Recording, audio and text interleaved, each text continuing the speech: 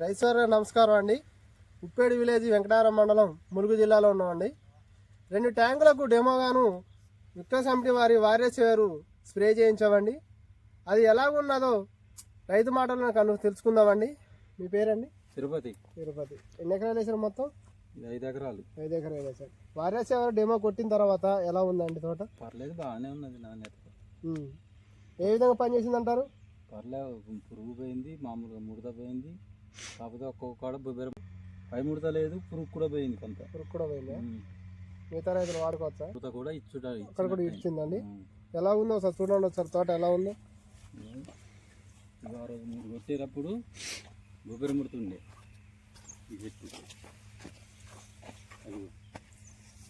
చూడండి, బొబ్బరి ముడత ఉండేది. రైతు మాటలోనే రైతు గారు చెప్తున్నారు. చూడండి, బొబ్బరి ముడత చిగురు కూడా చాలా తేటగా వస్తుంది.